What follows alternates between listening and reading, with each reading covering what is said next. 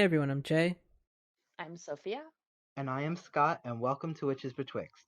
We are back again with Fish. Hello, Fish. Hey Hello. guys. How are um, you? yeah, and we have Scott here too. So we have a very Hi. full house tonight, and I'm very excited about that. Um, the the topic, and I say topic very loosely, as we always have established in Fine. this show, a very loose topic. We're talking about the little people. Also, land spirits. Maybe some would call them fairies. Maybe some would call them the fae. There's a lot of different cultures have their own, I guess, version of the little people, and so that's kind of like what we're talking about today, and we're gonna see where that goes. Me personally, I don't have a ton of experience in this, so I'm very, very keen on listening in and kind of taking a little bit of a backseat in this conversation, and I probably will have like a bazillion questions. So, did any one of you want to particularly like open up and kind of take the floor with I kind this of and want lead us to, off? yeah, I kind of want to jump into why we talked about this topic. So, Sure. like last episode, we were talking about doing magic in urban centers versus being out in nature. And like after we went off of the call, I like said, "Oh fuck, I forgot to talk about what happens if you run into like structures of the little people out in the woods." And for those of you who don't know what I'm talking about, like sometimes when you're out hiking, um you'll find things that look like camps, but there's nobody in it, right? And they're just kind of made out of sticks. And sometimes there's like stick houses, but it's like noticeably smaller than you would fit for a normal person. I was like, "Oh, I was supposed to tell people don't go to those camps, show them respect and like avoid them and don't necessarily give their locations away to people who would pry." But I didn't really have the presence of mind to say that during the episode.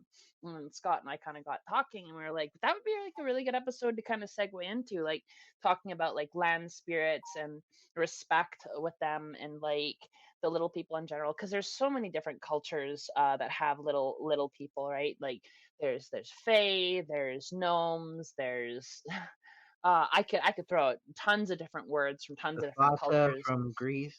hmm The Australian Aboriginal peoples had the Mimi. They were called the Mimi. Yeah, and in one part of Africa, in a book I read, they were called contomble, and over here in Cree, they would be called a pisani, or there's like specific ones like Mnemosyne, which say like live underground and like tunnels with like rivers and stuff. So there's like lots of variations on them, and you kind of have like different relationships with them based on kind of how you interact with them. Like when I was kind of working with the Fae for a little bit. I really they left a sour taste in my mouth, and that's what Scott and I were talking about, because you said it was unfortunate that I didn't have good relations with them, because for you just kind of like say, "Look, I'm going to call McNevin and y'all are going to fucking regret it," right? And I Right. kind of don't really have that tie with them, so I can't just be like, "Look, I Mhm. know the name of your queen, I'm going to fucking slap you upside the head with it," right? So like I don't know, I always kind of found like Fae were really adversarial for me, whereas like the Epiphanies, I want to say I have a good relationship with them. Like I give them like offerings and stuff and thank them every day, and I actually ask them for help quite a bit in finding like little lost objects, and they almost always seem to know where it is. So if something goes missing, I kind of like attribute it to them moving stuff around kind of like they do, because they kind of can just kind of pop in and out of places, and it's not like I see them or anything, but like I could be missing something for forever and I'll just be like, "Please, can you help me find it?" And then like right as I'm saying it, it just like I can see it in the room and I'm like, "Right there? Really? Right there?" And they have like a little favorite spot to do it in. It's like a table right next to like where I do my offerings and stuff, next to the window. So they kind of got their own little alcove and they return my stuff there, and it's pretty cool actually to see how consistently I seem to get a response out of that, right? But it's not like I like see them, you know? Hmm. Mm. Yeah. It's funny. I mean, to jump in with that just real quick, I don't always see them as much as it's like just like a clairvoyance, like just like kind of like I'm aware that they're there, like a knowing. You know what I mean? Like it's not like a mediumship thing with Yeah. them. It's very different. Like as far as like a like if someone who is deceased is coming to me or something, it's kind of like this, kind of like I could see them in some capacity. With the fairy and with land spirits and the little people in general, um, it's just kind of a, I don't know, it's different somehow. I don't know. Well, it's highly likely that we're talking when we say we say things like little people or land spirits or local spirits or localized spirits. We're probably talking about a vast gamut of different things that we Yep. only really experience in certain specific ways because we don't have the faculties to experience them in the whole. So, Mm-hmm. And that's go ahead. No, I mean, just to jump off that too, like exactly, like I think a lot of this too, like if you read the history of like any of the beings around the world, that fit this kind of fairy-like or little people-like sort of mythos, this kind of folklore that's enriched, like we said earlier, by thousands of cultures all around the world, um, like I have next to me two books that I got at the Sakura Festival here in Philadelphia at the Japanese Heritage Center about yokai in Japan. And the thing is that yokai are yokai. You know what I mean? Like fairies are fairies.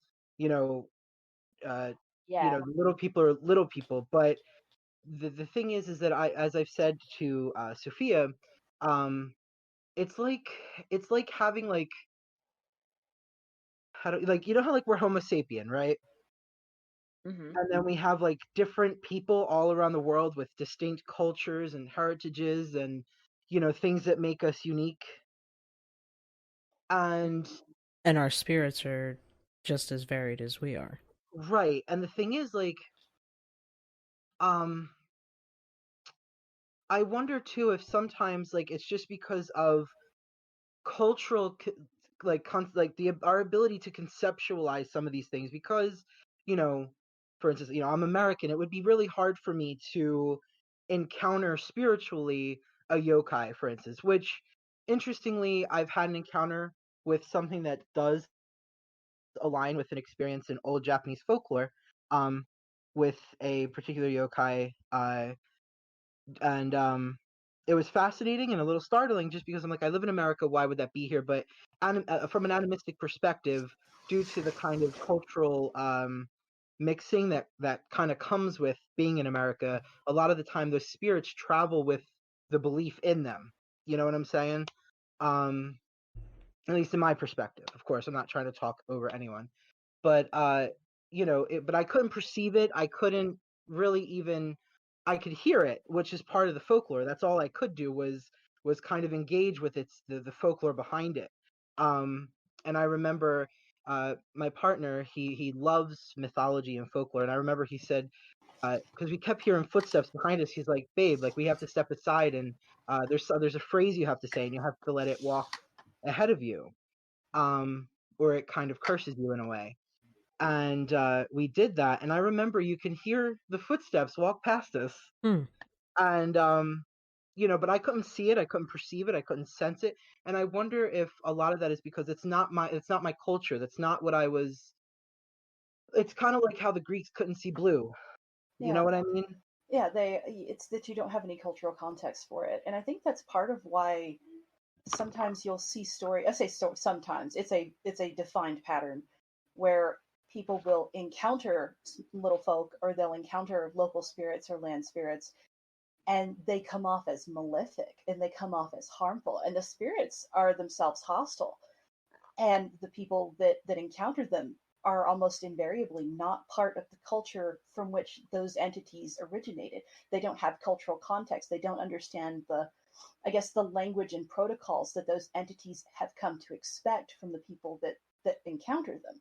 So Mm-hmm. say someone who had no exposure to like the classic concept of the fairy or the Mm-hmm. fae goes to an area where they are native, and they cross paths with them and they don't know how to be polite to them.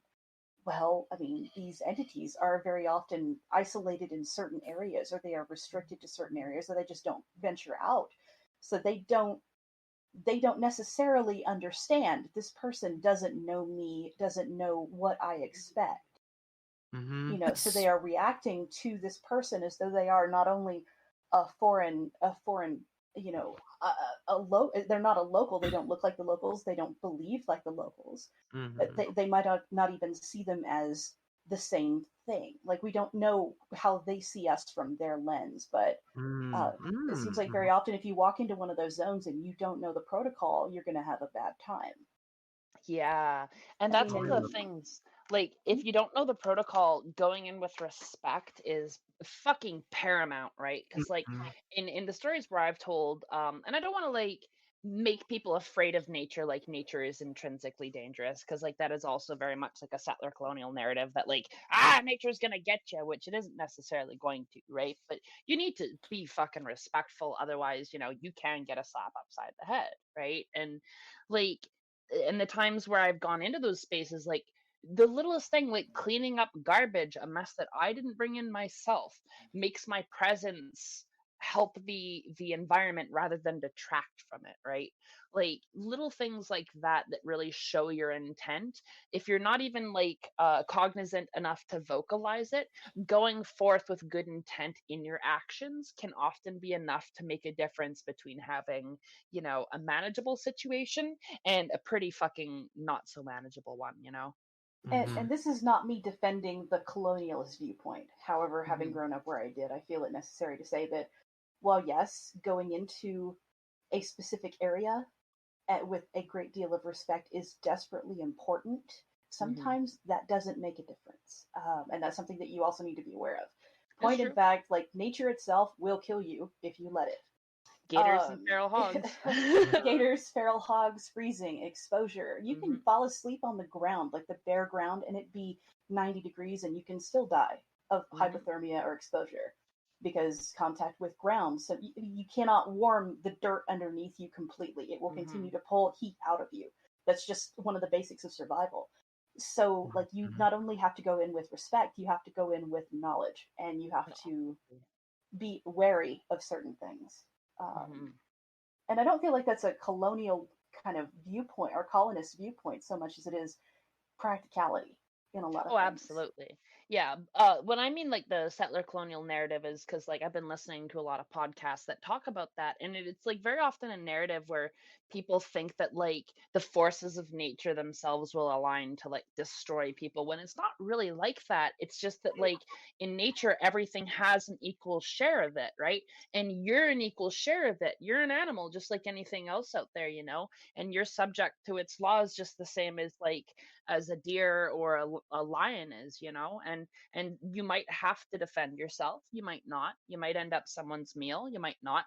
You might end up wet and needing to build a fire, and that's the thing about it. It's not like nature is out to get you, and it's not necessarily out to make your life, like, super comfortable, but when you learn how to live with it, you learn how to be stronger, and to be sustenance, and to, like, really live in a way that's like renewable and cognizant of your relationships to everything, right? I mean, that's the only way to exist, really. I mean, if you really think about it. Yeah. Because okay, so if you're scared of nature and you just, like, live in your little mud hut and cower in fear, well, you're not really living a life, are you? You know what I mean? But at the same time, if you bulldoze a whole forest and, build a strip mall there, well, okay, so what you're showing, I'm big, I'm bad, I'm strong, I can bulldoze you over, but in the end, you're going to pay for it, because guess what? You need trees to breathe, dumbass. So, you know what I mean? Like, yeah, there's there's so many layers to it. Like, you need trees to breathe, but that's, like, almost like the final straw, like, yeah, you're gonna start starving even before that happens, right? Right, And yeah, it shows up really. Go ahead. No, that's what I'm saying, is, like, that's the way to do it. The way to do it is to find a way to live side by side, intertwined. You know what I mean? Yeah, like, everything no is one. about it's all about homeostasis. Yeah, like there's this narrative, I guess, sometimes of, like, man versus nature. I guess it's kind of like what you were getting at before. It's like, it's not really man versus nature. It's just nature You're a part of nature. And no, Yeah. actually that's something like I'm pretty much gonna like quote from the podcast that I was watching, which is Métis in Space. Like that's something that they've said is that the narrative from settler colonials is man versus nature. You know, Mm, I came, I saw, I conquered. And it's like that in exact mindset is what causes pretty much all of the problems in the world, right? Because we think that we have the right to assert ourselves over top of other things, right? Over other people, over other lands, over other beings, whether they're four-legged or whether they're plants or trees.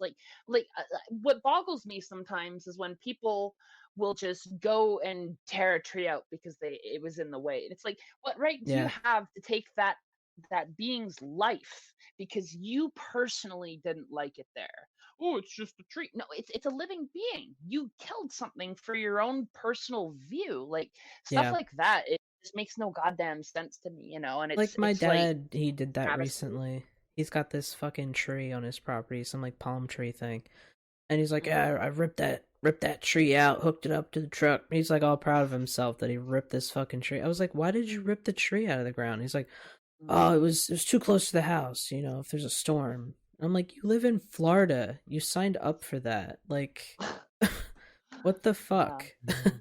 Yeah, it was like my brother cutting down a tree in his backyard so that he could put in a shed there or like some kind of gazebo thing to up his property value. And it's just like, fuck, man, this is like just the microcosm of the macrocosm of like everything going on right now, you know? Mhm. Mm-hmm. I was thinking to what you guys were saying earlier about you know, like encountering land spirits in place, like encountering unfamiliar land spirits when you're kind of like on their turf. Hmm. And I was thinking, I was like, that's actually probably a really good idea. Like before you go to travel somewhere, if you're going to stay there at least, you know, for any kind of extended period of time, or if you did want to connect with the land there, you should really probably do a little bit of homework before you go, Oh, you yeah. know, to You see what Yeah. do. those land spirits are like. Because, you know, people think more, it's more just like, you know, check out the local restaurants and the sites. It's like, well, you got to go a little deeper, especially when you're a practitioner, because Hmm. that stuff Oh yeah. just attracts to you. So you have to like be like, there's another layer there. You gotta pack some knowledge along with, you know, the extra pair of socks in your luggage when you go Yeah. Yeah, travel. I mean, it was so often with things that are related to magic and the spiritual. When you perceive these things, they are capable of perceiving you as well. So like Yeah. you don't blend as easily when you are capable of looking them in the eye. But nothing is none of that information, none of that contact is in a single direction either. So there's always going to be an exchange of impulse. If you see this thing, let's say you look dead at a cryptid, that cryptid also then has that opportunity to look at you. So if you go into one of those places and you realize that you don't have the information, the most safest thing that you, or really the most useful thing or the safest thing that you can do is try to close yourself off, if not for your own sake, for theirs. Because you don't know what other kind of harm you might be doing on a spiritual level simply coming Mhm. into that area and not being aligned with it. So, like, that might be part of why practitioners sometimes report that when they go into places that they don't have much information about, that they have not researched, that they feel threatened or unwelcome. Mhm. Because their impulses and their essence. It's a big abstract thing. I mean, everybody calls it something different, but the thing that is you on the spiritual level potentially is impacting the place that you are in or the space that you occupy or travel through. So, Mhm. like, you have to kind of have some hygiene there, spiritually speaking. Even when I go, well, not that I've been there in a while, but even when I go to Salem, Massachusetts, the land itself vibrates. And that's not just for the witch trials, but largely because of the mistreatment of people. But it's the same thing when you go to liminal cities like that, like New Orleans, and as I said in the previous podcast, I talk about the Hudson Valley a lot. Um, there's just certain places that hum and vibrate in a different way. They just exist differently. Um, and even like, but particularly when I go to Salem, I know kind of what I'm dealing with when I go there. It's a lot of death and the dead and the land itself, and all of that kind of attracts other things. things that kind of are pulled into not just those ancient experiences, but the kind of modern experience of modern practitioners. The city of Salem has an explosion of modern practitioners of magic from all traditions, and of course, it's drawing things in as like a huge beacon. And I remember my second time in Salem. It was me and my mother standing on the train station, um, and I remember we decided to leave at night, and we were trying something different. Not that we would ever do that again. That was just a nightmare overall. But we were standing on this train station, which sits in like kind of this marshland. Honestly, it's kind of weird. It's all marshy and flat. It's just water and water grasses and stuff. And it's me, my mom. There's this another young girl and this middle-aged gentleman who's standing kind of further down the platform. And all of a sudden, all of us started hearing this growl. And I remember at first and before the growl even happened, I remember feeling threatened. I remember feeling hunted, like I was something's prey. And then all of a sudden the growl started.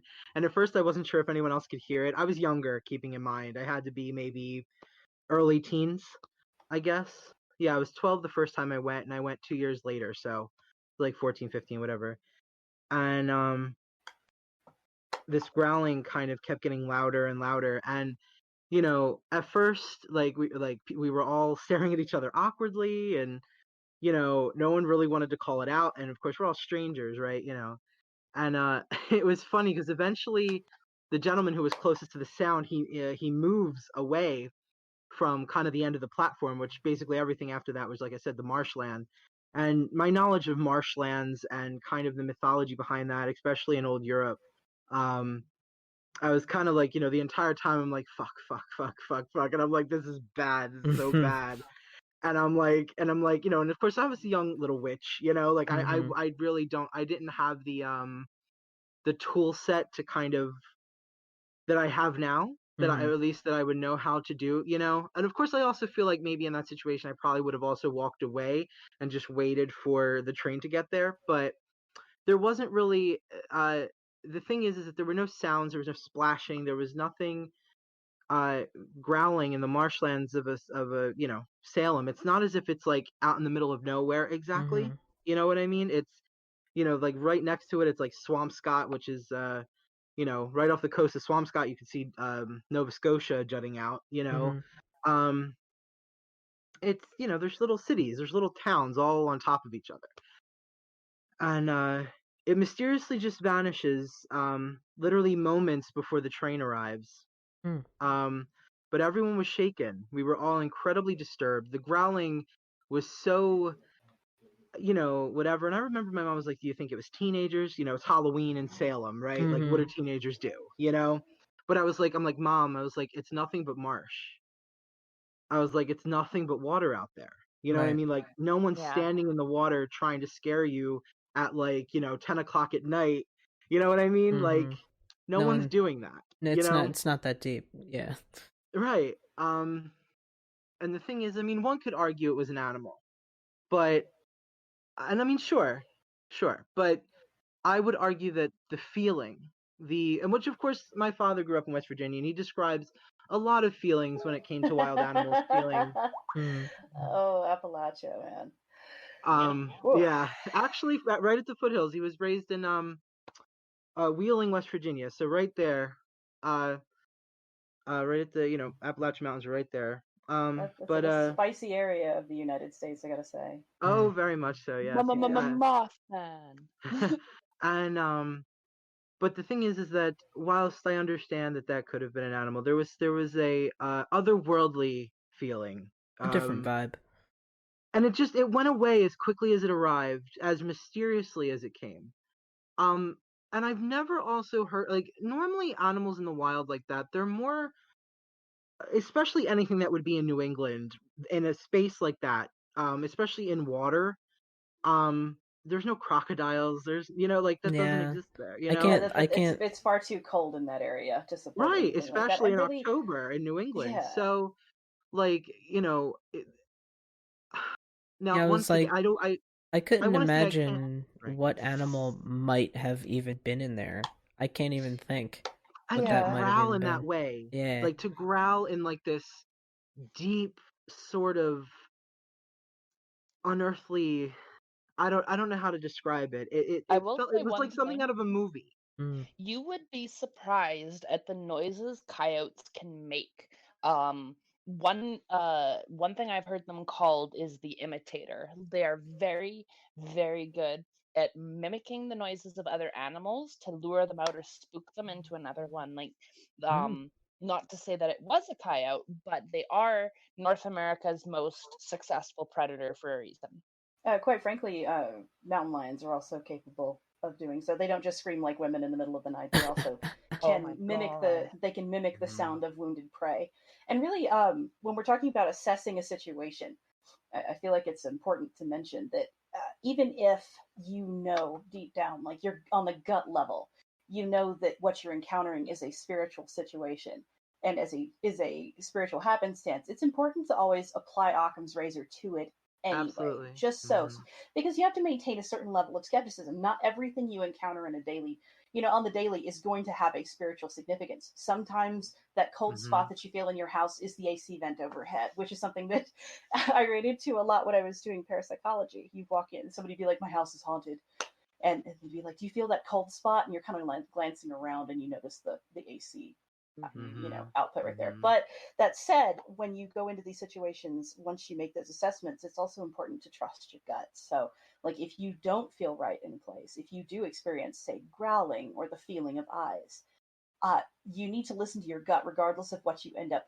analyzing that to be after the fact, because we Mhm. have so many faculties built into us, into our Mm. subconscious, into our ability to perceive things that are intended to protect us. If your gut tells you to get the fuck out of an area, turn around, go back the way you came, and don't run when you do it.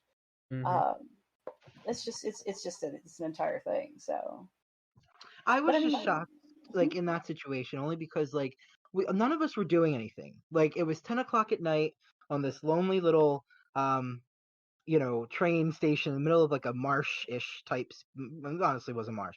Um, just standing there, and I like, because I tried to think like what animal would be threatened, and not just run away. You know what I mean? Um, or at least kind of hide somewhere before, like, after the train and us left. Was a really peculiar situation.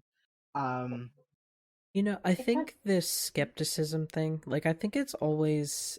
I mean, I always say this, like, sometimes I have difficulty believing in my own magic, and I've always said this. It's something I've always struggled with, is because Why? I am so logic based. I'm so my background is in academia and writing, and like, in yeah, getting likewise. exactly, and getting all the facts right, and so it's really hard sometimes to believe in my own magic. And at first, it was very difficult for me. Um, but I think it's something that at least a lot of witchcraft podcasts that I've listened to, or just maybe even some books and stuff like that, they don't talk about that enough. You need to have a healthy dose of skepticism Mm-hmm. in your craft, and because seriously, not everything is magical, not everything is spiritual, and sometimes I do contradict myself, because I'm like, everything is magical, but there's a line. Okay, There is. you have to There make is. that distinction. Also, too, like when you say that, like you're saying a lot, and you're not just, you know what I mean, like. Mm-hmm. Sure, like existence can be, for some maybe existence is a spiritual state of being. You know what Right. I mean? But that doesn't mean that the mundane and science are. You get what I'm saying? Exactly. Yeah. I I have and a sorry, go ahead. No, I was just saying. I think we convey that idea well on the podcast. But I would love for more. I would love to see more people. Maybe if we could influence the TikTok crowd, maybe drop some influence over there somehow, and just teach newer practitioners to the craft that, listen, you have to learn to develop this muscle in your brain that distinguishes between, like, this is a mundane thing and this is a magical thing. it is hard. That line is hard. I mean, I still I struggle with it. Don't get me wrong. It's a lifelong especially process. because like I have a very like creative brain. I just suck at outlets other than like, tabletop gaming. Mm, Um and sometimes it's kind of like, well, where is the mundane creative brain, and where is like the psychic brain? You know what I mean? Where is like the witchy magic? Like, where is the cutoff between those two things? right. And of course, creativity and magic, of course, totally coexist in spaces, but learning kind of where those two things separate. Um, and I think, like, I've talked about this before. Fish. I'm a psych major, or generally I am. I haven't been in school in a little while due to emotional stuff, but Yeah. I do try to like think like a psychologist. You know what I mean? Like, as far as determining where's my psychology meets my magic kind of thing. You know what I mean? Yeah, I think that's something that a lot of practitioners don't consider. It's like, yes, magic is a function of reality that we all seem to partake in. However, our interpretations of that nature of reality, supernature, preternatural things, whatever you want to call it, Mm-hmm. is interpreted by the subjective lens almost entirely. So, like, you can tell somebody, oh, well, this means that this is a magical thing, or this means this and that. But it's all completely subjective. And you don't have to Yeah. be psych model to recognize that. There's no codex for this shit, or it would have been written already. So, you have to, for each practitioner, they have to sit there and say, what are the things that I experience, or the images that hit me, or the impulses or thoughts that occur to me that Mm-hmm. coincide with a spiritual event as opposed to a mundane one. And you have to figure out those tells for yourself. Like, for myself, I do not in the last few years have very coherent dreams. They look like weird ass cardboard cutouts in a puppet show. On the rare occasion that I do have a deep clarity, like high fucking focus art film clarity, that to me I've discovered that is an indicator that my sleeping brain, my subconscious, is bridging over into something that is spiritual, whether that is entirely external to me or it is an internal and external interface. That's usually one of my tells. Everybody has different tells for these things and different indicators that they experience. The dream Yeah. And thing, I'm the same with the a lot of dreams. magicians need to fucking realize this. Mm. You're going to have your own methods and your own associations with certain things. And, it's, you have to know yourself. And of course, that's age old advice, isn't it? Yeah. Know thyself. Yeah. Yeah, absolutely. I love that we're talking about this right now, kind of in relation, only because this actually just came up, and not necessarily for my own whatever, but my younger cousin, she's 15. Um, Thanks to TikTok, she's getting into witchcraft, but she lovingly told me that I trust you to come to about all this more than I trust anyone else, especially TikTok. So I was like, I'm very My proud of you. heart, Thank God. my And heart, my you heart can't know, handle I it. 'cause she's, I've been like the witch of the family, for Ugh. years. So she texted me, she's like, my friend had this dream. Um, she said kind of like sleep paralysis, which I was like, you know, and then she was like, then she heard her mom say her name. And I was like, and I didn't want to like, see, here's the thing too. Like, I didn't want her to feel that I didn't believe her. You know what I mean? Like, I didn't want to downplay this for her. I wanted to be able to be like, you know, to hold space for her and whatever she thought she was experiencing, but I wanted to give her perspective on what it most likely was. And I talked to her, I said, sleep paralysis is a mundane phenomena that does occur. And I said, although there is folklore that could suggest that spiritual phenomena can affect such a thing, I said, we have to try to remain skeptical. And I was like, now also too, I said, when we're sleeping, auditory hallucinations, when we're in kind of a twilight state, are really normal for people. Mhm, they It's are. just like intrusive thoughts. Everyone has them, whether you're neurotypical or not, or what have you. And I said, her hearing her mom call her name, I've plenty occasion have been in like a twilight state of sleep, and I've heard people scream in my ear, but it's not a spirit, it's not a ghost, it's not anything. It's just an auditory hallucination because you're half asleep and there's stuff happening, in your body while you're sleeping, in your brain and things. Um, And I was describing that to her whilst kind of, in a way, I don't know. I felt personally that I was able to just hold space for her without denying her, I don't know, her beliefs or whatever. I don't know how to put that, but I Man, guess I'm making sense. for you, it's sleep paralysis. For me, it's shadow people. I see a lot of different discussions regarding shadow people. And Mm-hmm. as someone who volunteers and works closely with the mental health community, Mm-hmm. you very frequently will see people who encounter shadow people and they believe that it is a spiritual event. And in some specific cases, it might be.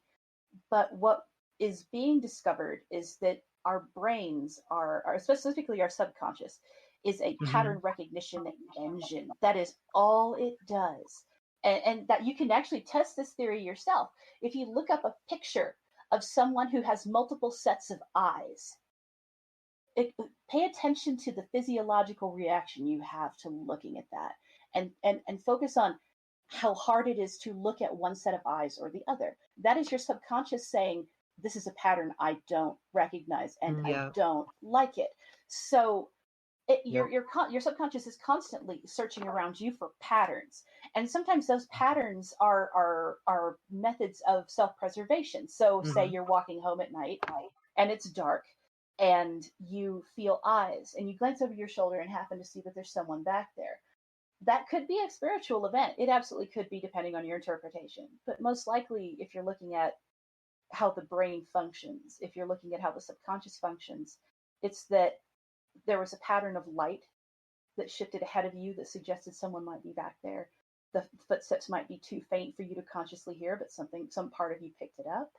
It could be any number of things. So Mm-hmm. your subconscious is always looking for certain things, whether it's someone's behavior, their expressions, their tone of voice, your environment.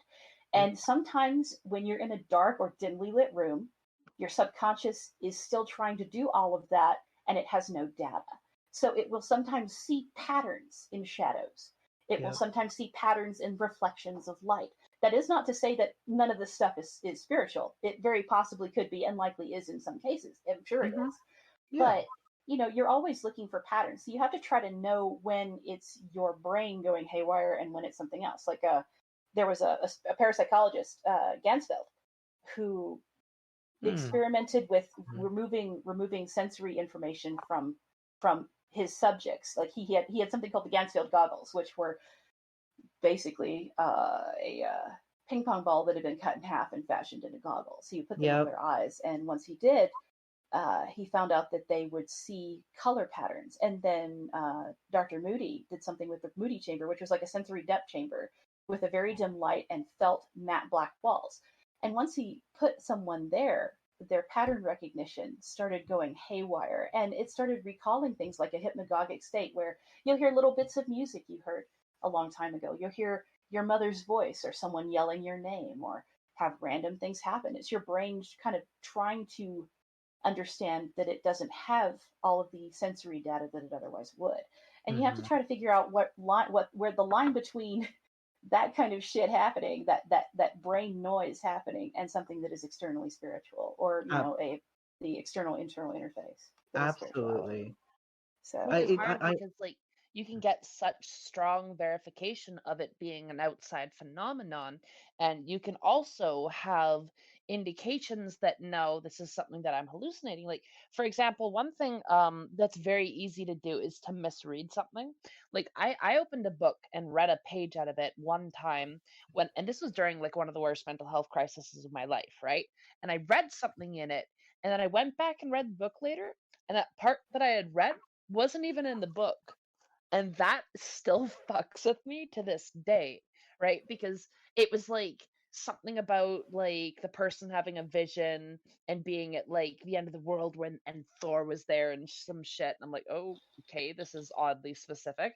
And I read through the book afterwards when I wasn't during my mental health crisis, and I was like, yeah, no, that wasn't in there at all. I totally just that was my brain doing a thing, you know? Mhm. But then there's in other times where like it's plain as day and you have witnesses who also see it, and that's what fucks me up, you know, because when you have those events and it's like what really is going on and where's the line, and that's when it becomes harder to know, right? It can be, and really, even that situation, that specific one that you cite, sometimes your subconscious, when you've worked with it for a long time, tries to find, and this is something that some of my fellow psych model magicians have observed. Your subconscious starts trying to find different ways to communicate with you. You were always evolving. Neuroplasticity is a thing. Your brain continually rewrites itself all the fucking time. Yep. So, say that you are, even if you're not relatively sane, I'm not. Sometimes, if you are chewing on a problem or an issue, your brain will pick out patterns. Your subconscious will choose patterns that you happen to focus a little more carefully on that can communicate those things to you. So, like, it's important to be aware of those things, but not to become, Charlie Day in the mailroom screaming about Pepe Silva.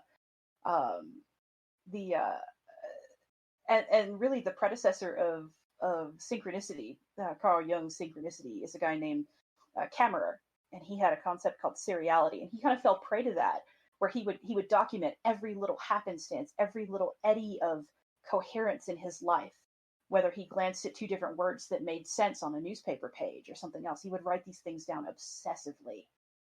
And that's kind of the danger of being too hyper aware of these things and not learning the difference between an actual experience, whether it's your subconscious trying to communicate with you in a meaningful way or a spiritual one, and just the average everyday pattern recognition chaff that you experience. So, I truly believe that, like, one of the things that I've always been really thankful for in the last 2 years, I started therapy about two and a half years ago, and I gotta say the mindfulness, the CBT, and the mindfulness therapies and all that have really helped me to I guess differentiate, to at least to start to, you know what I mean, or to have a tool set to be able to kind of move through this issue, if you will, in an easier way. Just kind of being present and being with yourself and remembering to kind of bring yourself back. And even when I'm not having a panic attack or disassociating or what have you, even when it's something even spiritual, I've noticed that the mindfulness just helps to be more present and more kind of, I just can map it out easier. You know what I mean? I could just kind of figure out what's going on. Whether like we're saying, like whether it was spiritual, whether it's psychological, whether it's just, a leaky, faucet, or you know what I mean? I feel like CBT, especially CBT. If any of the listeners don't know what CBT is, it means cognitive behavioral therapy. Yep. And what cognitive behavioral therapy does is it helps identify cognitive dissonance, which it's a shorthand for the things that your brain tends to do that it doesn't need to do. So, one of the baseline examples of a cognitive dissonance or distortion is turning a mountain into a molehill. So, say you've got a relatively small problem, but to you it is a massive problem, and you keep coming up with reasons why it's a massive problem and you can't fix it, but ultimately it's pretty simple. That is one of the cognitive distortions. Another one is black and white thinking. You either are with me or you are against me. Or if you aren't, here's a current events thinking. If you're not a Republican, then you're obviously a liberal, Democrat, reptilian, whatever the hell. These are tendencies that every human brain has that used to serve us in certain ways when we were first coming down from the trees, when we were first developing what we now know as civilization. These are things that are hardwired into us, but they also cause us a great deal of trouble in modern society and in our modern social structure. So learning CBT is amazing, not just for folks with anxiety or depression, or like myself who have auditory hallucinations and other things. It's important for everyone to know how their brain works. And honestly, instead of, in American high schools, you see you'll have electives. They introduce you to the idea of electives late in high school so that you know what they are in college. And those electives are generally things like, you can take a Psych 101 course. You can take economics. Well, instead of teaching Psych 101, they really ought to be teaching CBT. Not gonna lie. Like, teach you how your brain fucking works instead of, learning about things that you're never going to really use, or that most people aren't anyway. Yeah, trigonometry and algebra. Those things can save your life, despite what people say. But at the same time, I still have yet to use them. Just saying. Right. But no, I mean, and I'm kind of glad that we're kind of talking. We're relating this back to kind of this conversation kind of came up organically through talking about land spirits and spirits in general. Mhm. Supernatural supernature phenomena, preternatural phenomena, what have you.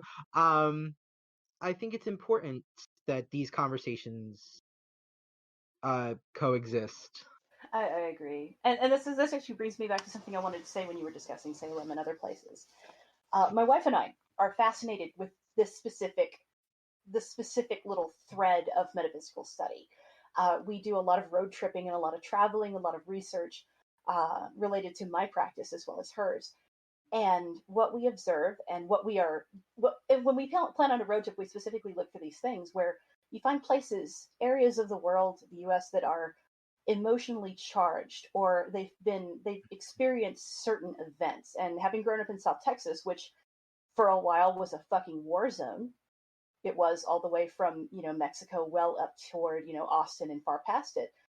You're traveling through areas where massive amounts of impulses, many of them negative, many of them awful, have been dumped into that local area. And as a place experiences more events, sometimes those events are very hot in terms of spiritual impact. Sometimes they're not.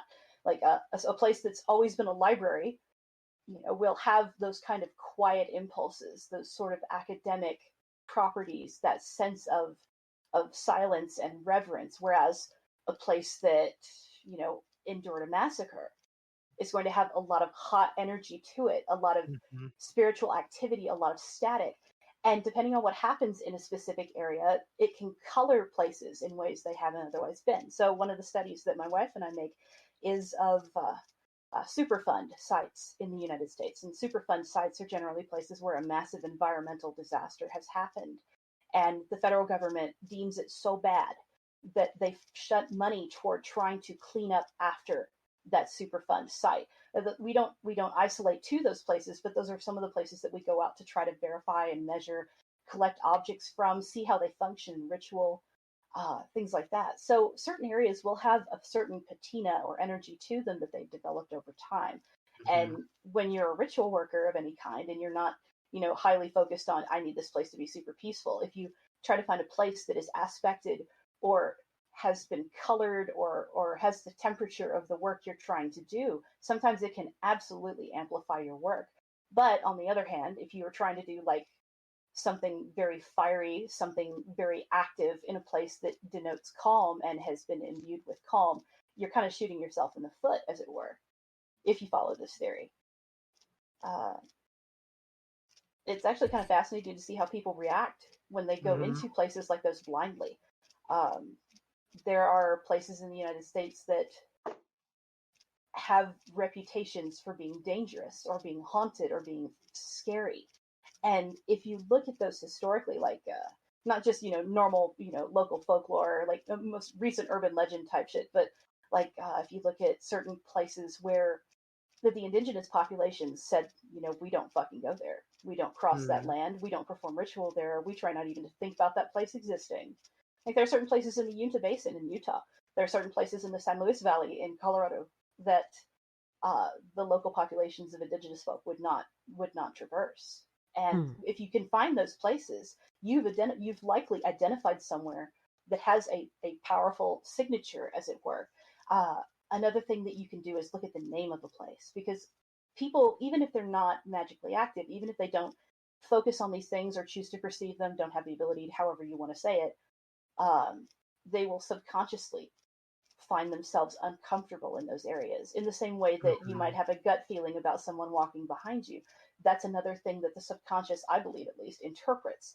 So you see a place called Kill Devil Hills, or Drowning Lake, or right. It's like it has to be called that for a reason. Yeah. They chose that for a reason, and not just because one bad thing happened. Those kind of names are earned from a pattern of behavior. Right. Like in Big Bend National Park, there's a place called Dead Horse Trail, and it was named that because there's a lot of lechuguilla, which are these very sharp desert plants they're also known as shin daggers. They can cut up your horse, they can cut you up. Mm. But it was also an area that was not traversed by the native populations and the indigenous populations of that area either, for a lot of reasons. So the subconscious psychology of the name of a place can tell you a lot more about it than you realize. And when you grow up in a place, you know, like Kill Devil Hills or what the fuck ever, you don't really think about it because that name becomes normal to you. But that area still has something that earned that name. That's interesting because it reminds me a lot of like traditional like tradcraft witches who work with the witch's devil or Old Horny or what have you. They focus a lot on bioregional animism and kind of looking for places like named areas named after the devil. I know here in Philly in Delaware Park, or there's a park here somewhere, one of our big parks in Philadelphia, where I think it's called like the Devil's Basin or the Devil's Bathtub, something like that. And I've honestly always been really curious to work with the devil there to see my experience, working in a place named after the devil. Well, I'm in. Yeah, yeah, totally. I mean, and it's Y'all fun. have fun with that. It's Yeah. interesting. It's interesting because, well, keeping in mind the witch's devil isn't Abrahamic. It's potentially Proto-Celtic. We're not certain. I but, get that. I I've never know. had a good taste in the mouth from the devil. He and I don't get Oh, along. okay, gotcha. No, I'm very devil adjacent. So, But I mean, interestingly, at the same time, I mean, to kind of further along what Fish is talking about, one of the earliest, I guess, occult connections that Philadelphia has, which Philadelphia alone has a lot of occult connections outside of the folk practices of the Dutch, which is big around here, or in like Masons. outer Philadelphia areas. I mean, we were selling the long lost friend in the Philadelphia area till the mid '90s. Interestingly enough, or not mid '90s, the mid '80s. I Wait, apologize. selling the what? The long lost friend. It's like it's both a book of magic and a talisman all in one. I didn't know. I I'll had show no you. I clue have a what that copy thing of it from is. Troy Books. Oh, I'll show you. shit. But I'm intrigued. anyway, they also in the same place. That's where a Rosicrucian monk. He actually built a cave there where he did a lot of his research. Kelpius is his last name. I can't remember his first name, but he was a Rosicrucian and he was into all sorts of things: astronomy, alchemy, prophecy. Wow. All the things that Rosicrucians are into, occultism. Although of course he believed that through the stars, his band of monks, they believed that they were able to predict the end of the world, which of course they did not. But nevertheless, it is interesting that he chose to set up there. I don't think, once again, I don't think that was for no reason. And just because his research was off doesn't mean he's any less capable of feeling his way through whatever it was he felt.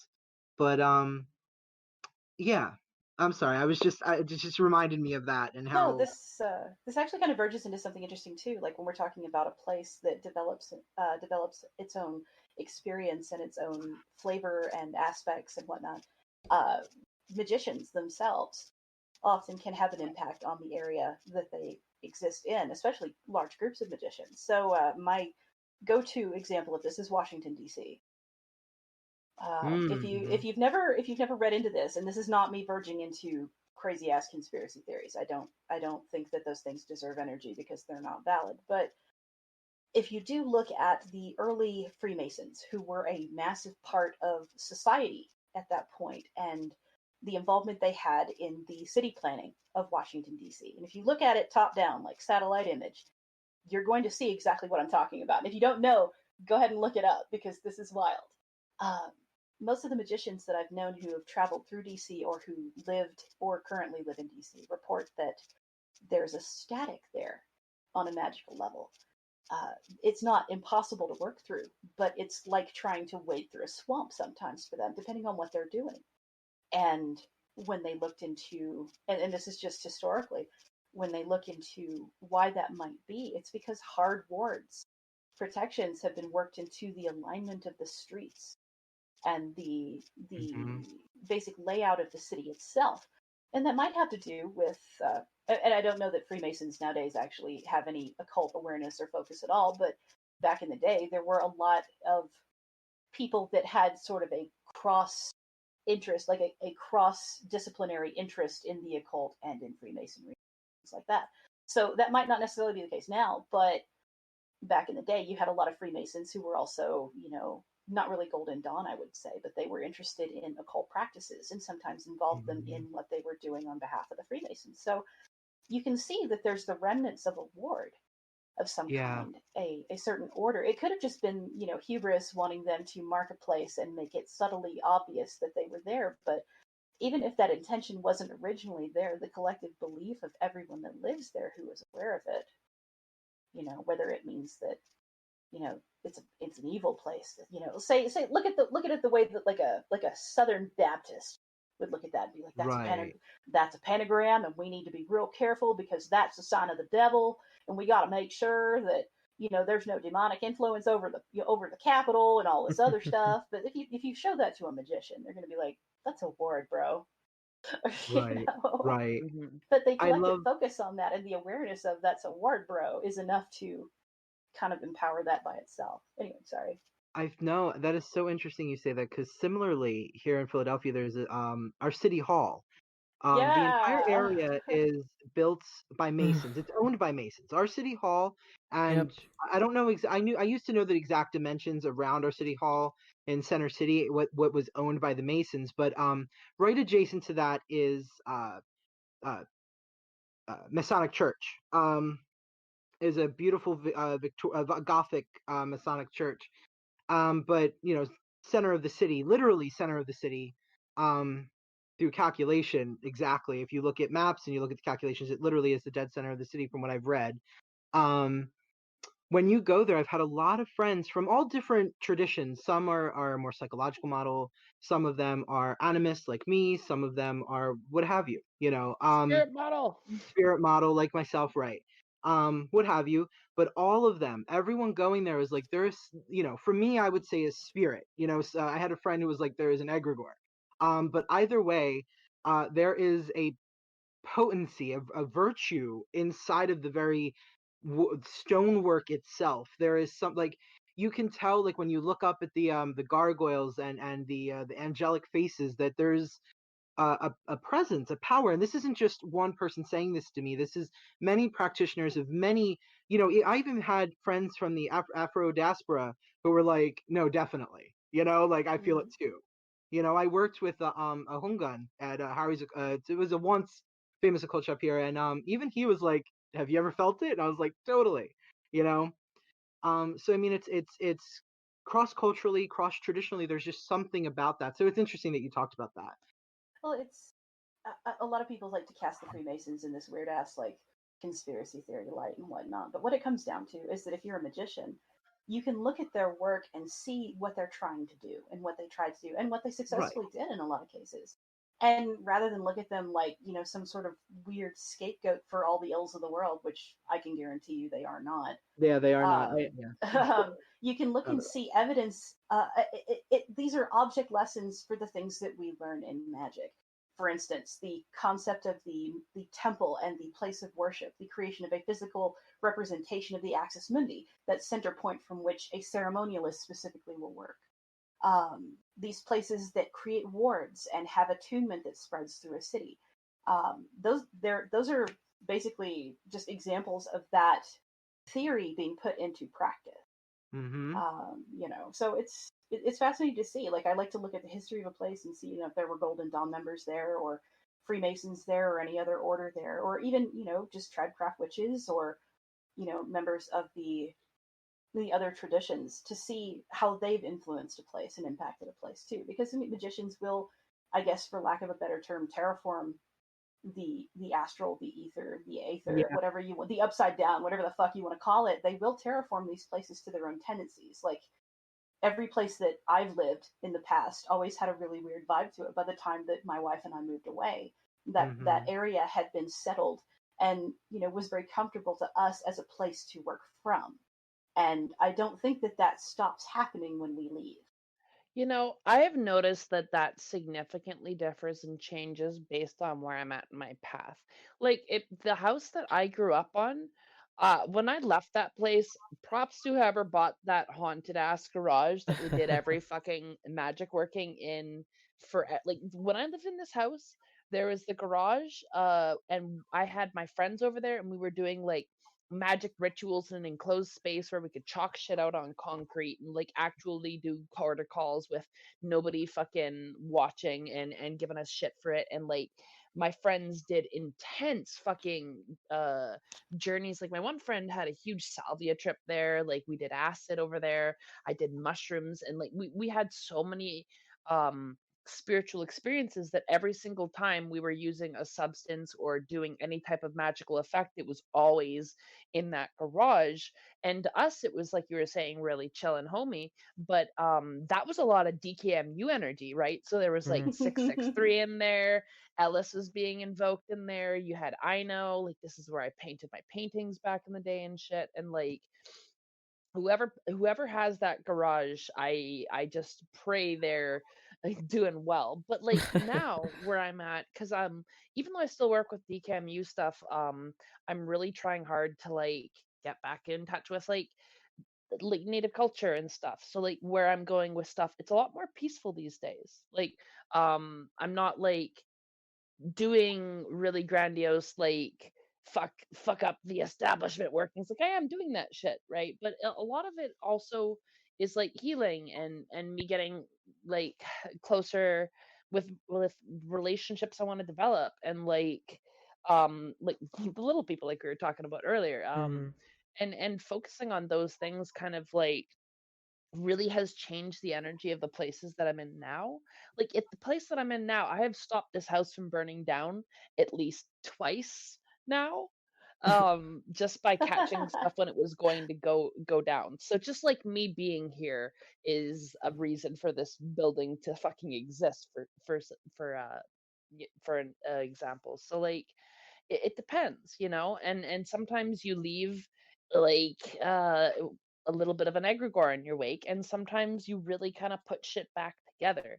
It's just really dependent on where you're at, and I feel like that's kind of for me when I work a heavy spirit model, just because like, and I want to say this too, I don't really feel like I chose my model so much as my model chose me.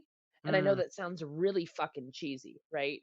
But it's true. Like, I didn't want to start out with spirit model on stuff when I was growing up, and I was trying, like, when I got into magic and stuff, it was like psionics, and I was like trying to do like magic with science and study hermeticism, and I went through so many paths, and it just kept landing me back here every time, and it was like, no, look at this, and I'm not sure that everybody necessarily gets to choose their paradigm in the end, but I feel like we have things that pull us towards our own meta model in the end, which, like, we've talked about, meta model is pretty much what everybody does. You have a Yeah, hybrid of several different systems, right? Mm-hmm. But for me, exactly. it's a dominant spirit model, and that's why things Same. like, little people are important. Like, even when we were chatting earlier, like, my lighter went missing. I'm like, Jesus fucking Christ, this is them telling me, like, look, you got to get back to talk about us right now. You put the episode name for us, and you're going off on all this stuff. Bring it back, right? So I'm like, okay, I will. And I find my lighter, and I'm like, of course, right? So,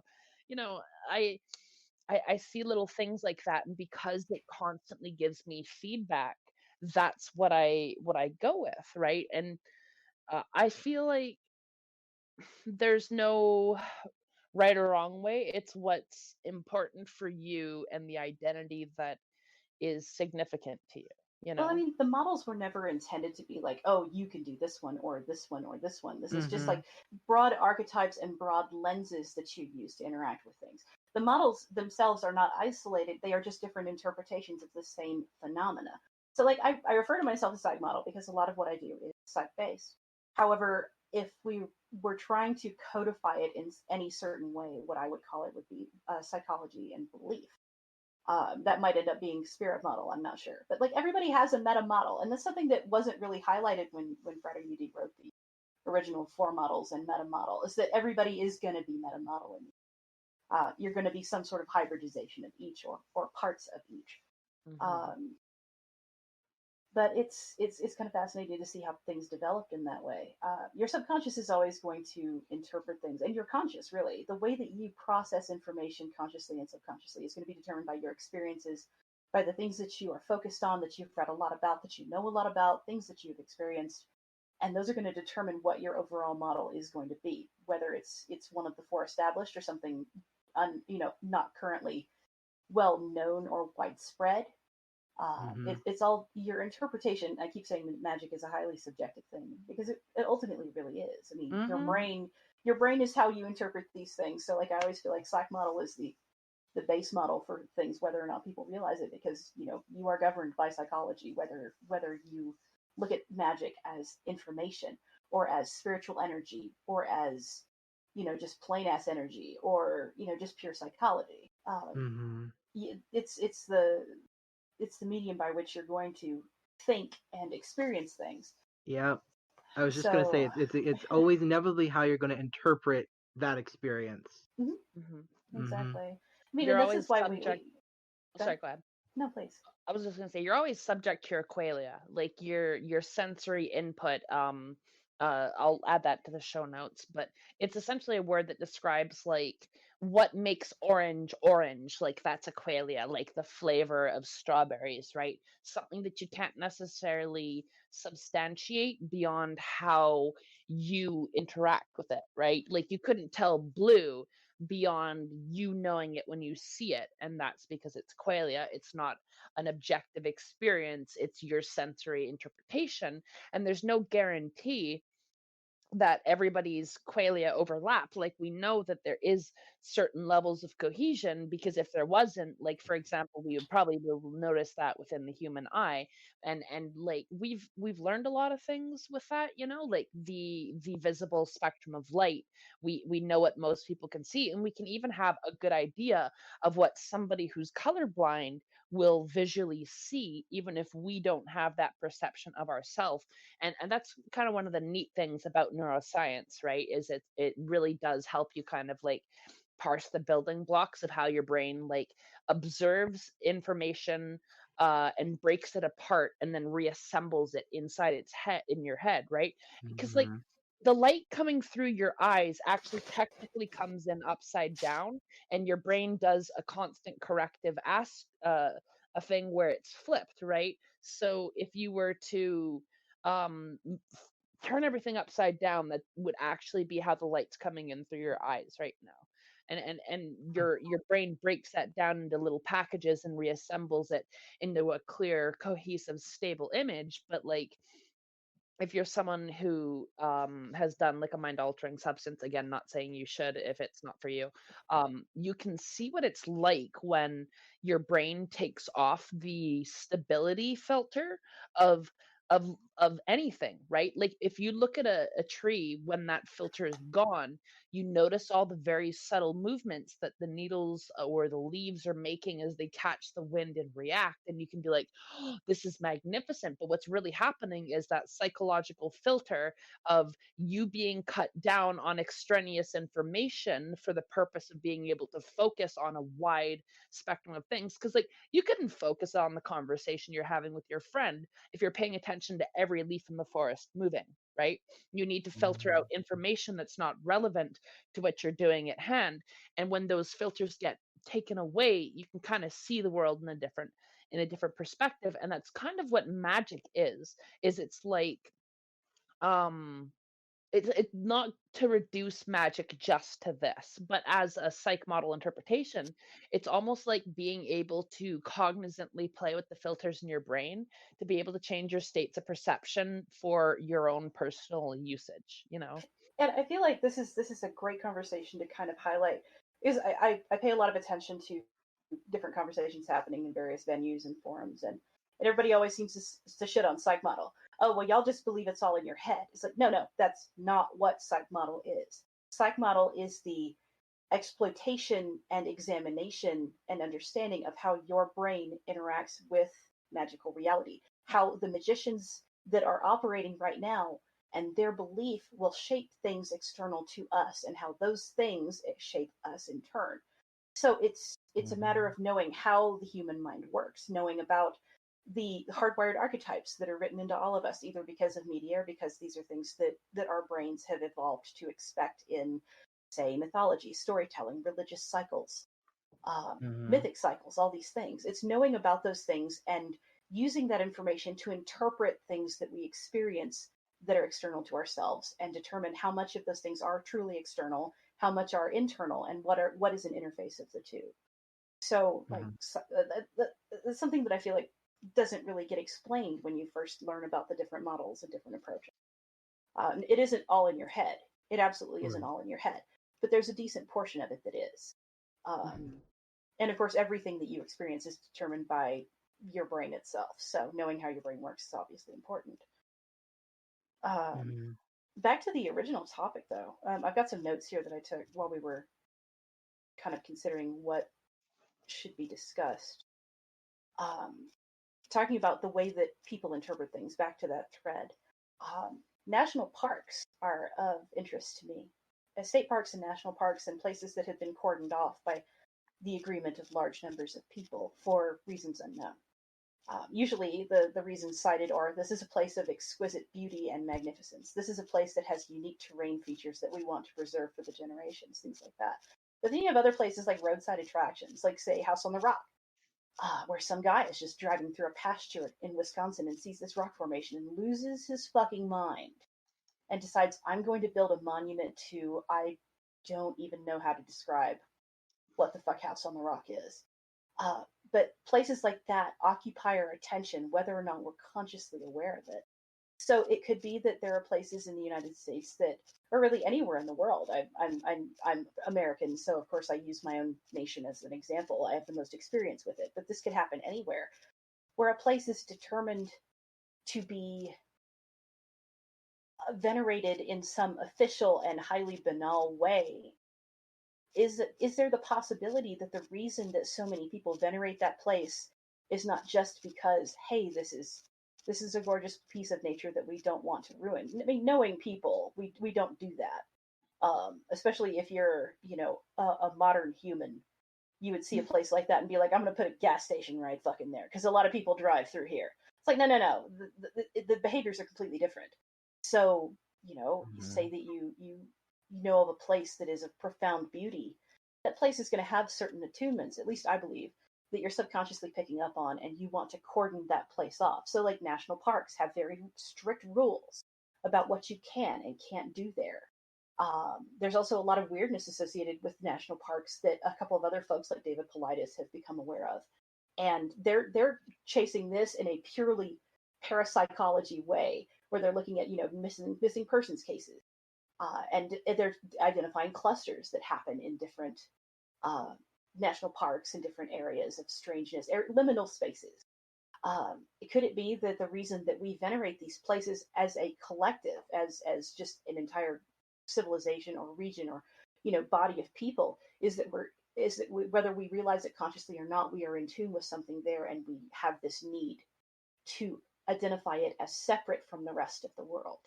Like, are we picking up on things that we don't necessarily consciously notice? Because I mean, magicians are not immune to that. We talk about the currents and things like that. We sometimes don't even realize that we're acting along those patterns at all. Nobody can claim to know themselves so well and be so in control of themselves 24/7 all the time. So how do you know that you're not reacting to impulses that are too nuanced for you to be consciously aware of or perceive, directly? So it's kind of interesting. And it's this kind of discussion that, like, when I see in, different mediums, different social media, whatever, like, when people just split hairs about magic and the occult and and stuff like that, and I'm like, and we just established here that magic is subjective. It's your interpretation of this cosmic glue, this cosmic energy that exists, and it's just It's just like when you see people just really getting into these arguments for the sake of arguing, you're like, why? Like, Yeah. just stop. A lot of Or small dick energy. God, Not and nine again, times not out of the 10 body they're shame, arguing but about the exact same thing, but because Yep. everybody has a strong sense of tribalism to their own paradigm, Yeah. a strong sense of ownership of their paradigm and authority within their paradigm, and we don't have a set of semantic cues that everyone can agree on. What you'll find is that a lot of these people are arguing about the same shit, and they're often Yep. arguing in the same way. They're both trying to argue against one another, but they're both saying the same fucking thing. They're just not paying attention to how they're saying it and how the other person is saying. Mm-hmm. So like they're I mean, and when you try to define things spiritually, I mean, how the fuck can you really do that? Right. It's Right. like when people are arguing about this shit, it's like you're both wrong and you're both right. So I don't know what to tell you. Yeah, and that falls back to cognitive distortions. It's all black and white. I'm right, Mhm. you're wrong. Shut the fuck up. Mm-hmm. You know, we all have our own cognitive distortions that cause us to argue things or to perceive things in certain ways. And I feel like if more magicians were aware of that, they would be willing to try to bridge those gaps and break down that sense of tribalism and personal authority and not be as challenged by someone else's perceptions and someone else's paradigm and someone else's Mhm. words for an event. I will You say know. though that the word tribalism always does great on my ears because I'm like, we got along better than like most Europeans did though. Mm-hmm. Yeah, But, yeah, like, yeah. I get what you're saying. Like a real, in real an And I mean group that versus in a group. purely academic sense. I'm not Yeah, trying yeah, it has a different meaning. I just had to denote throw it. that out there because every time I hear it, it's like fucking nails on a chalkboard. I'm like, ah. I understand. I do. But no, I mean, you know, I had, I'm like the first to admit I've had like my biases. Like for instance, and Sophia knows this, I had a lot of biases about chaos magic. Mhm. And it was really hard. It was really hard. You know, my focus is on folk magic and folkloric witchcraft, um, and for years it's kind of been my thing. And it was really, really hard for me to. Not that I thought it was fake. It's just there were certain things about it that I was like, is that applicable? Like, you know, like I remember years ago I made a joke about like chaos magicians were kind of the, you know, the overactive, hyperactive, you know, kids in the classroom, you know. You know, the ones that couldn't sit down and like, you know, and I was like, Okay, and I first was off, like, I come here to have a fun time, not to get called out like this. but you know what? No, but truly, truly, I said in an episode, I don't even know if that aired yet. I hope that. Wait, was that a personal thing? Maybe I said that. I don't know. But anyway, Can't remember. I have said to Sophia quite a few times now that, um, instead of focusing on what is different, I have found that my love of finding the comparative in the paradigms, in the traditions, is far more interesting than worrying about quote unquote what's different, which um, outside of like cultural nuance, as you know, we've been talking about, we're arguing about the same thing, right? Outside of course, like I said, cultural nuance, but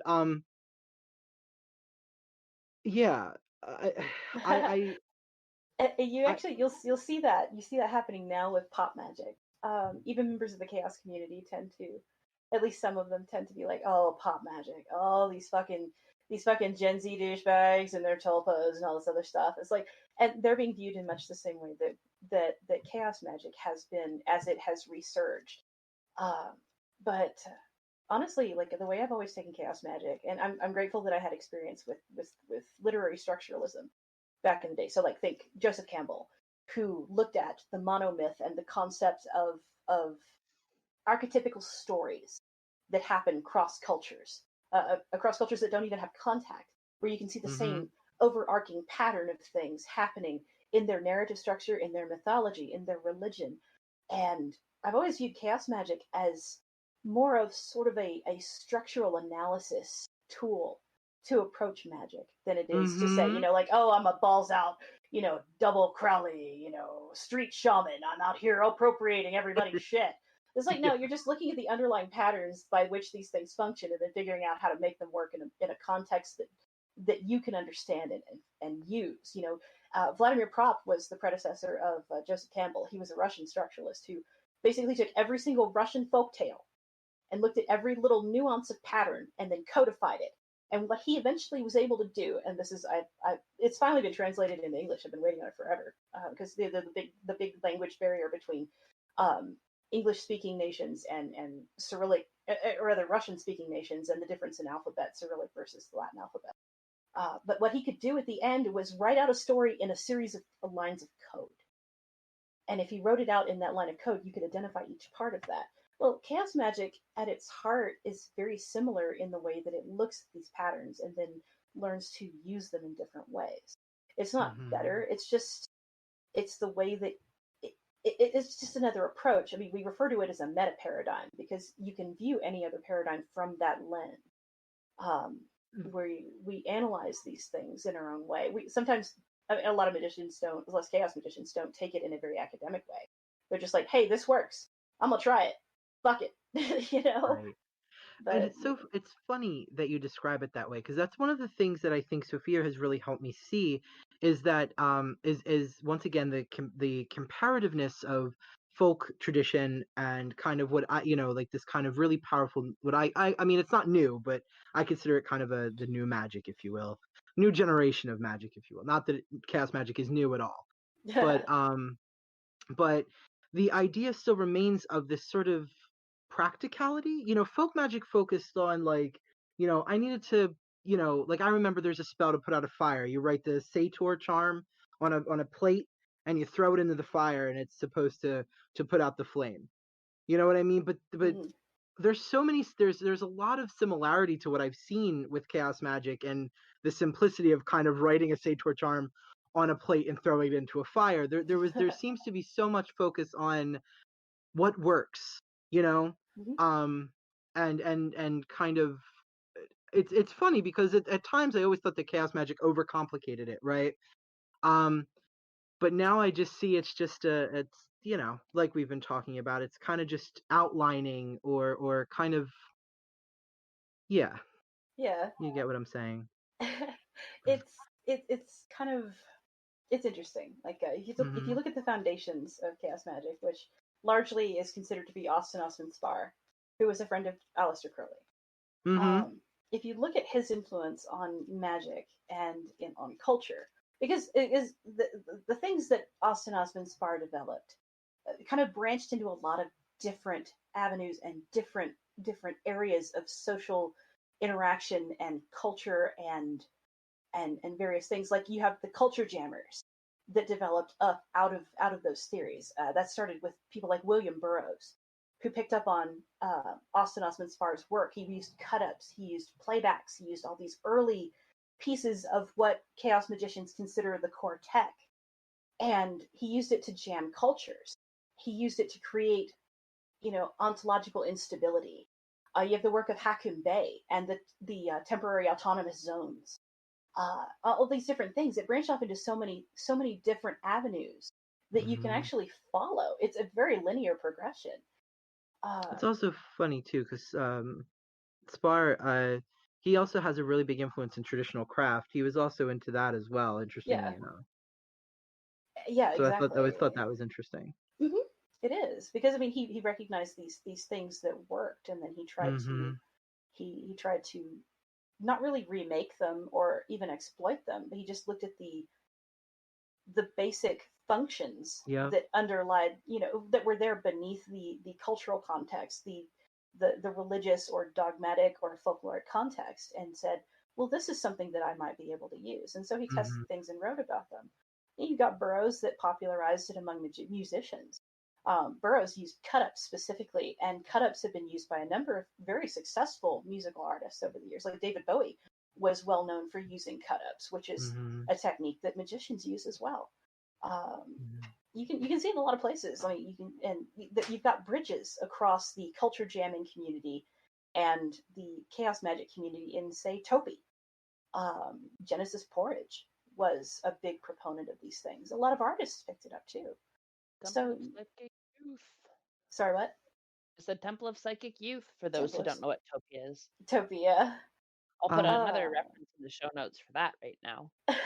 You've I also got a lot of you got a lot of commonality between they and the Discordians, the early Discordian movement, and the Church of the Subgenius, and so many other sort of Dada-esque, culture jamming, gonna fuck with your entire worldview approaches to society. It's just something that we happen to apply to magic. Anyway, Absolutely. But one thing I did want to say to kind of although it's still relevant, Fish, something you said earlier that was really important, and I'm glad you said it, was kind of phenomena that has existed, throughout folklore all the way up until now. And to kind of bring it to what we've been talking about, especially Fish, what you've been talking about what is essentially like liminal space, right? What's his name? Claude Luteau, who is a occult historian from France. He wrote a book about historical sort of mentionings of what we would now call liminal space, spaces that people hold sacred, things like that. And you were talking just in general about the interest of watching kind of history kind of progress and our perceptions of kind of similar phenomena, the same phenomena, just as we progress throughout time. I don't know if I'm making a point of anything. I just wanted to point that out because I find that I love that. I love looking back at history and kind of seeing the modern interpretations of phenomena that ancient cultures have been paying attention to for thousands of years. I just love that. I just wanted to bring that up before it got too late. What I also love about witchcraft is that we've also embraced science. We've embraced the modern evolution of science and new technology, because a lot of things, I guess, that could not be explained by science way back when now can, and back then everything was witchcraft. So at least now we have a really good distinction between things that are actual just shit that happens and witchcraft. Absolutely. Did anyone have any kind of concluding thoughts that they kind of wanted to wrap up on? Yeah, I know we drifted really a lot of this episode from the original topic, but also there is only so much you can, I guess, say about the little people, because it was meant to kind of be a subject topic that would branch out into other things like regional magic, and that was the point. It wasn't supposed to just be let's go into the history of this and delve into just that. So if it seems like we were a little off the rails, it's because that's kind of what we were going for, and we just kind of really benefit from open form topics that let us just rant on whatever we need to for the episode. Yeah, I think anytime we've tried to do an instructional, educational episode, it was okay, I've prepared my notes and I've said my things. All right, and then now we're going to talk about this and this and this, and it just, it's not our style, and that's fine. And we've accepted that and embraced it. You've probably accepted not it everything too has if you're to be with us formal, this far. so True. But I also really think that all these topics that we kind of discussed, I mean, they're all kind of really important to have, in relation to one another. You know what I mean? So I don't think that it's so so far-fetched. You know what I mean? It's not like we went from this to talking about the election. You know what I mean? God. But we always talk about capitalism and how much we hate it. We did talk about settler colonialism, though, and we they're did. intrinsically linked, right? So I feel like we're always doing some type of. We need to start a podcast bingo sheet for the listeners. No, I think we should encourage the fans to give us their drinking games they've come up with, oh fuck, she mentioned colonialism, let's take 2 shots. Oh fuck, they're talking about Psych Model again, god damn it. Oh, Scott referenced a book. They said Appalachia, here we go. Oh man. But yeah, this was a good chat. I think we were all a little low energy and tired. But we've been going for a little over an hour, about an hour and a half. It's which is amazing. good. I never noticed the time when y'all have been on.